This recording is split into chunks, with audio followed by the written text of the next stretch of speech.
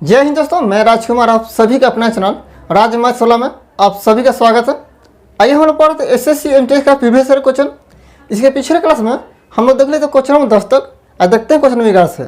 Set number है 8/7/2022 का प्रथम शिफ्ट का प्रश्न। ठीक है, देखिए प्रश्न 11 क्या कर रहा है। एक ट्रेन 600 मीटर और 300 मीटर लंबे दो पुलों को क्रमशः 80 सेकेंड और 60 सेकेंड में पूरी तरह से पार कर जाती है। ट्रेन की लंबाई ज्ञात कीजिए। ठीक है, देखिए ट्रेन जो है किसी प्लेटफॉर्म को पार करेगा या किसी पुल को पार करेगा या किसी दूसरे ट्रेन को पार करेगा तो अपनी लंबाई प्लस जिसको पार करे उसकी लंबाई दोनों को हमेशा जुटेगा। या समान दिशा दो ट्रेन आपस में पार कर रहा है या तो समान दिशा में चले या विपरीत दिशा में चले, हमेशा जो दूरी होता है जुटेगा। ठीक है, यहाँ दो पुल पार कर रहा है। एक ट्रेन है जो दो पुल पार कर रहा है। मान लीजिए एक पहला पुल है दूसरा पुल है। ठीक है, पहला पुल की लंबाई कितना है 600 मीटर और दूसरा पुल की लंबाई है 300 मीटर। हमको ट्रेन की लंबाई तो नहीं मालूम है, उसको निकालना है। तब मान लीजिए कि ट्रेन की लंबाई कितना है 100 मीटर मान लेते हैं। कुछ भी मान सकते हैं, कोई दिक्कत नहीं है। 100 मीटर मान लिए तो देखिए जब मेरा और ट्रेन की चाल समान है तो जो उसको जितना यहाँ पार कर रहा है यहाँ ट्रेन की लंबाई कितना है 100 मीटर। तो 100 मीटर और प्लस पहला पुल की लंबाई 600 मीटर, दोनों को पार करने में कितना समय लग रहा है 80 सेकेंड। ठीक है, वही ट्रेन तो मेरा समान है तो लंबाई तो समान होगा। तो लंबाई कितना है 100 मीटर और मेरा पुल की लंबाई कितना आ गया, जो दूसरा पुल है उसकी लंबाई है 300 मीटर तो प्लस 300 मीटर। अब जो समय लग रहा है 20 सेकंड समय लग रहा है, सॉरी 60 सेकंड समय लग रहा है। ठीक है, अगर ये देखिए अरे यहाँ दूरी का अंतर निकाल कर ले सकते तो थोड़ा आसानी होगा। देखिए जो ट्रेन की लंबाई यहाँ है वहाँ यहाँ भी दोनों समान है। ठीक है, तो जो समय यहाँ लग रहा है और चाल समान है तो जो समय यहाँ लग रहा है वहाँ वही समय यहाँ लगेगा। ठीक है, जो पहला पुल में पार करने में ट्रेन को समय लग रहा है अपनी लंबाई, तो जो ट्रेन की लंबाई कितना है 100 मीटर तो जो समय यहाँ लगेगा वही दूसरा पुल को पार करने में समय लगेगा। यानी ट्रेन की लंबाई तो मेरा समान है और चाल भी समान है। तब अंतर क्या आ रहा है, जो पहला पुल की लंबाई 600 मीटर है दूसरा पुल की लंबाई 300 मीटर है, यानी दूरी में अंतर आ रहा है। तो दूरी में कितना अंतर है, जो पहले पुल और दूसरे पुल यानी 300 मीटर कमी आ रहा है। दूरी में 300 मीटर दूरी कम आ रहा है तो समय में कितना कमी हो गया। पहले 80 सेकंड समय लग रहा था और 60 सेकंड, यानी समय में 20 सेकंड कमी लग रहा है। 20 सेकंड समय कमी आया। ठीक है, अगर यहाँ से हम निकालना चाहे तो देखिए 20 सेकंड में कितना दूरी तय कर रहा है, 20 सेकंड में दूरी तय कर रहा है 300 मीटर। अगर हम 300 मीटर दूरी कम तय किया है तो हमें समय कितना कम लगा है 20 सेकंड, यानी 20 सेकंड में कितना दूरी तय कर रहा है ट्रेन 300 मीटर। ठीक है, और यहाँ से समय अगर निकाल रहा है तो जो मेरा दूसरा पुल है दूसरा पुल की लंबाई कितना है 300 मीटर तो 300 मीटर पार करने में कितना समय लग रहा है 20 सेकंड और 60 सेकंड टोटल पार करने में लग रहा है ट्रेन की लंबाई या प्लस दूसरा पुल की लंबाई। अगर यहाँ से हम 20 सेकंड घटा दें तो कितना 60 में से और 20 घटाएंगे कितना आएगा 40 सेकंड। 40 सेकंड जो समय लग रहा है किसको पार करने में लग रहा है, ट्रेन की खुद की लंबाई पार करने में लग रहा है। ट्रेन की जितना भी लंबाई है वो खुद की लंबाई पार करने में कितना समय लग रहा है 40 सेकंड। ठीक है, और अब 20 सेकंड में 300 मीटर दूरी तय कर रहा है तो 40 सेकंड में कितना दूरी तय करेगा, इसे दोगुना करेगा और इसे हम 2 से गुना करते हैं तो कितना आएगा बेदूनी 40 सेकंड। दूरी कितना आ गया 600 मीटर।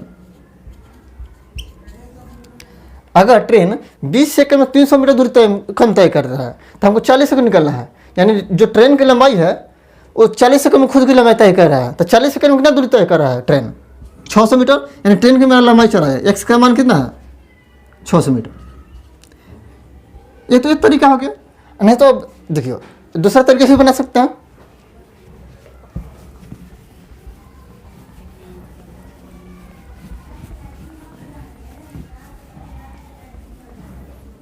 देखिए ये तो पहला 600 मीटर है पहला पुल की लंबाई, दूसरे पुल की लंबाई है 300 मीटर। तो चाल बराबर होता क्या है, चाल बराबर होगा दूरी बटा समय।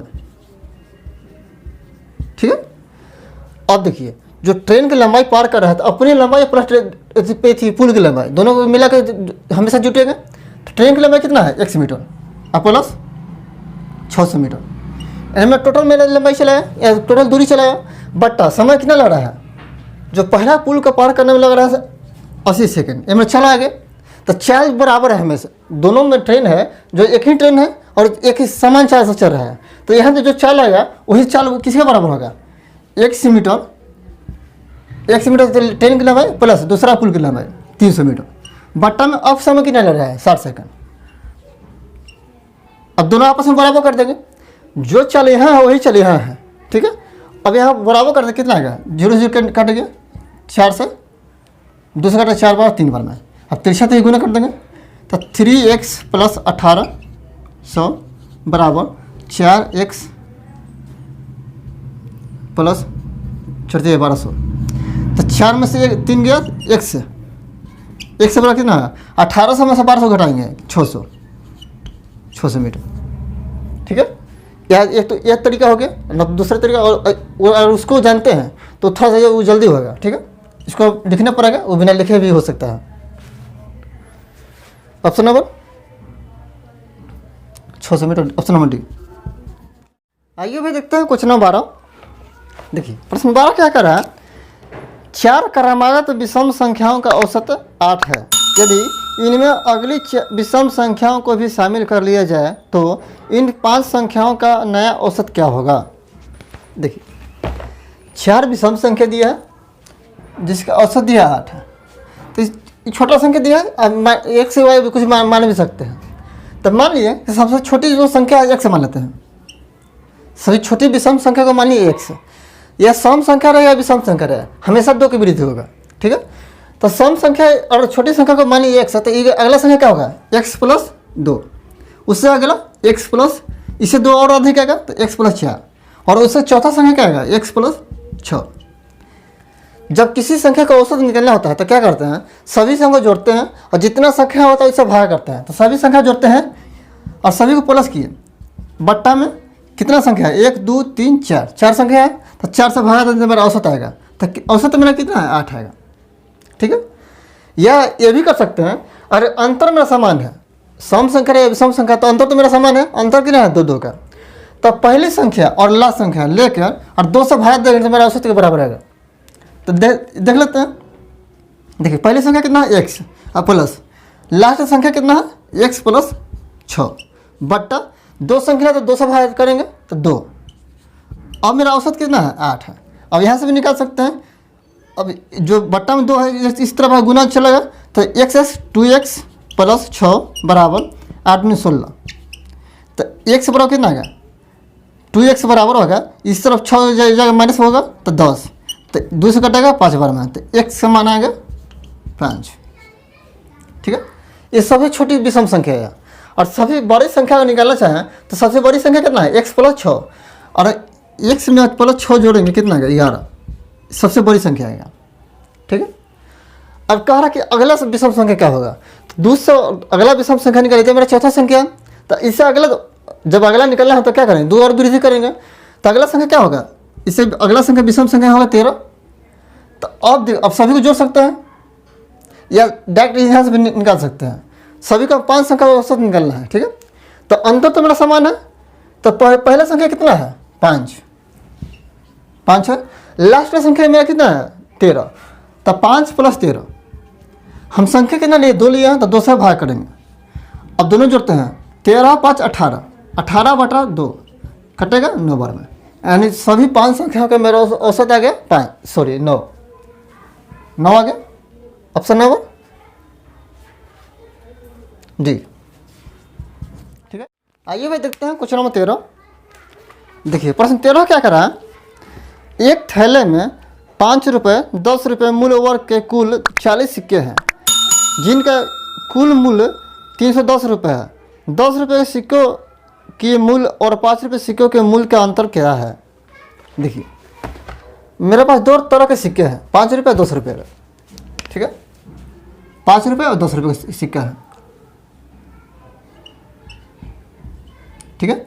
और टोटल मेरा जो संख्या है 40 गो संख्या है। टोटल मेरे पास संख्या जो है सिक्का कितना है 40 सिक्का है, जिसमें 5 रुपये भी का है और 10 रुपये का है। और टोटल हम पैसा की बात करें तो मेरा रुपया हो रहा है 310 रुपये। तो अब अपने संख्या का निकालना चाहें तब मान लेते हैं जो 5 रुपये सिक्का है तो इसको मान लेते हैं x रुपये है। x क्या है, जो मेरे पास 5 रुपये सिक्का है तो मान लीजिए x इसको मान लेते हैं। तो अगर टोटल मेरे पास 40 है तो 5 रुपये का सिक्का एक संख्या है तो दूसरा का निकल क्या निकलेगा 40 माइनस x। और पहली संख्या को हम x मान लिए, टोटल मेरे पास 40 ही सिक्का है तो 40 सिक्का मेरा टोटल है।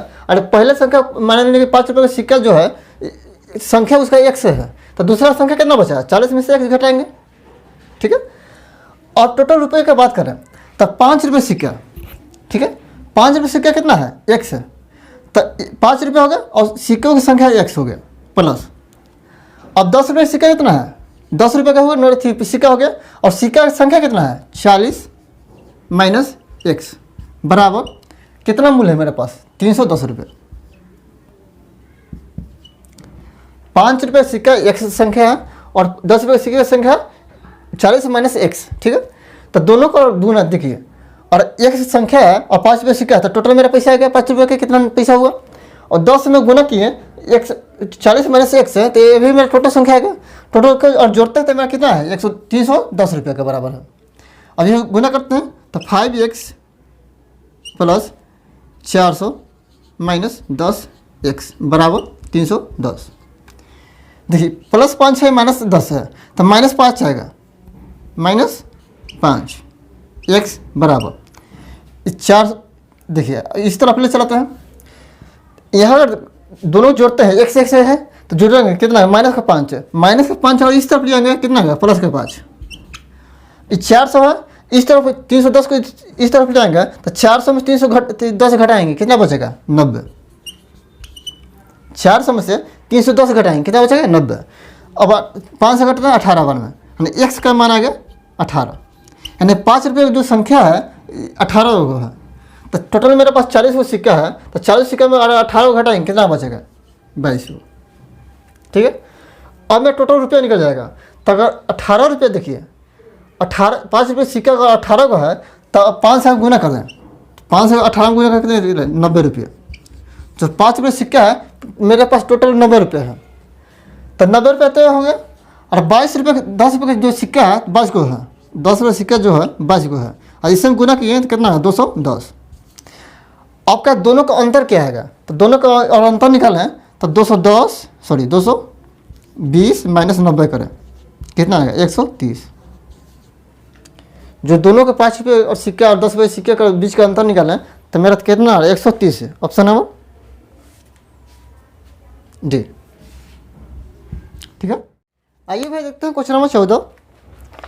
देखिए प्रश्न 14 क्या कर रहा है, पिंकी 3 घंटे में धारा की दिशा में 27 किलोमीटर या धारा के विपरीत दिशा में 15 किलोमीटर तैर सकती है, धारा की चाल ज्ञात कीजिए।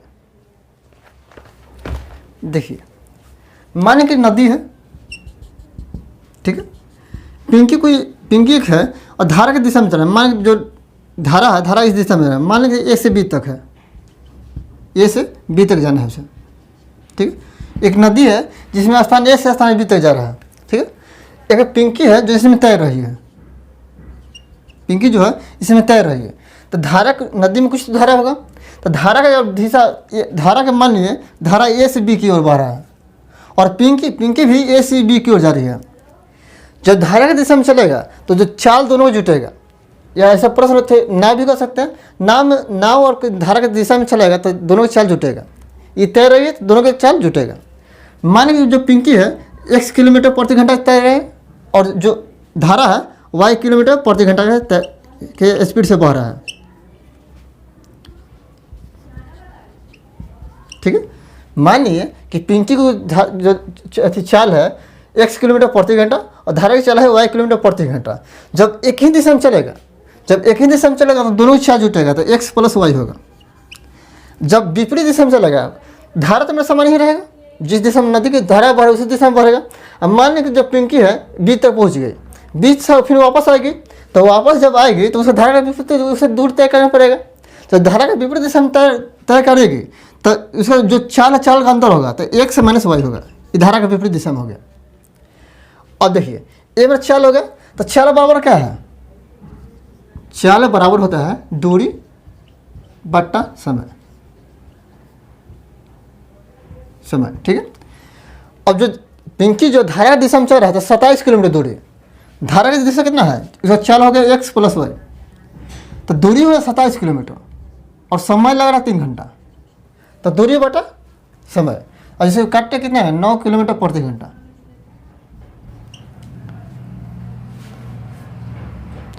किलोमीटर है, ठीक है, किलोमीटर बता। धारा की दिशा में जो पिंकी चल रही है, तैर रही है, तो उसका चाल कितना होगा 9 किलोमीटर प्रति घंटा। और धारा के विपरीत दिशा में चलती है, तो उसका चाल क्या होगा x - y बराबर। अब दूरी जो है, दूरी 15 किलोमीटर दूरी तय करी है, 15 किलोमीटर, और समय कितना लग रहा है 3 घंटा लग रहा है। और इसे काटते हैं कितना 5 किलोमीटर प्रति घंटा।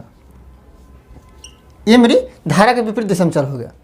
अब डायरेक्ट हम धारा का दिशा निकालना चाहें, सॉरी धारा का चाल अगर निकालना चाहें, तो चल धारा की चाल क्या है y माने धारा की चाल। और जो पिंकी की चाल है कितना है, पिंकी स्पीड है 1 किलोमीटर प्रति घंटा। अब डायरेक्ट हम y का मान निकालना चाहें, तो देखिए जब छोटे संख्या का मान निकालना होता है तो जो बराबर किस तरफ होगा उसका अंतर लेकर 200 भगा दीजिए। जब बड़ी संख्या का मान निकालना है तो दोनों को जोड़कर 200 भगा दीजिए, ठीक है। मतलब देखिए एक स्टेप पर चलते हैं। अब मान लीजिए समीकरण 1 ए मेरा प्लस में है, ए माइनस में है, और दोनों जोड़ते हैं तो मेरा y कट जाएगा। हमको y का मान चाहिए, तो y का मान चार निकालने के लिए अगर माइनस करते हैं, मान लेंगे समीकरण इसको 1 है, समीकरण 2 है, तो समीकरण 1 के साथ 2 घटाते हैं तो कितना है, प्लस है तो माइनस होगा, माइनस है तो प्लस होगा। इस तरफ है प्लस है तो माइनस होगा। अब +1 से -1 कट गया, बचा कितना 2y बराबर। और 9 में से 5 गया कितना 4, तो 2 से कटा 4 2 बार में, और y के मान आ गया 2 किलोमीटर प्रति घंटा, ठीक है। हमको y का मान चाहिए था, यानी धारा की चाल हमको चाहिए था कितना 2 किलोमीटर प्रति घंटा। Option number D. आइए भाई देखते हैं क्वेश्चन नंबर 15। देखिए प्रश्न 15 क्या करा, केरोसिन का मूल्य 48 रुपये प्रति लीटर है और स्प्रिट का मूल्य 30 रुपये प्रति लीटर है। केरोसिन और स्प्रिट को किस अनुपात में मिलाया जाना चाहिए कि मिश्रण को 60 रुपये प्रति लीटर बेचने के बाद लाभ है जो 50% हो, ठीक है। मेरे पास दो चीज़ है, केरोसिन है और स्प्रिट है। केरोसिन है और स्प्रिट है। केरोसिन है 48 रुपये प्रति लीटर और स्प्रिट है 30 रुपये प्रति लीटर, ठीक है। और दोनों मिश्रणों को मिलाकर हम 60 रुपये बेचते हैं, और दोनों मिश्रण को आपस में मिला दिए और मिलाकर 60 रुपये बेचते हैं, तो हमको 50% का लाभ हो रहा है, 50% का लाभ हो रहा है। तो 50% लाभ हो रहा था, यानी मान लीजिए कि जो मानते हैं मेरा मूल्य 100 रुपये है, तो कितना में बेच रहे हैं, और क्रय मूल्य मान लेते हैं 100 रुपये मेरे पास है, मेरे कोई जो मिश्रण है वो 100 रुपये हो रहा है, तब बेच रहे हैं कितना में 50% में, यानी 150 में। और इसका रेशियो में निकालना चाहे तो कितना है 2:3, 50 कटा 2 बार में, 50 कटा 3 बार में, यानी ये मेरा विक्रय मूल्य दिया किसका मान दिया है 3 का मान दिया है। ये 60 रुपये बेचने पर हमको 50% लाभ हो रहा है, तो हमको क्रय मूल्य चाहिए, यानी हमको 3 रुपये बेच रहे तो ये किसके बराबर है, और 100 रुपये का हमारा मूल्य है और 50% अधिक में बचे, कितना बचे 150 में, और रेशियो कितना 2:3, यानी 3 का मान दिया कितना 60 है, तो हमको चाहिए 2 का मान। तो जिसका वैल्यू दिया रहा है उसका बटा में लेते हैं, या काट भी सकते हैं। देखिए 3 का मान कितना है 60 रुपये।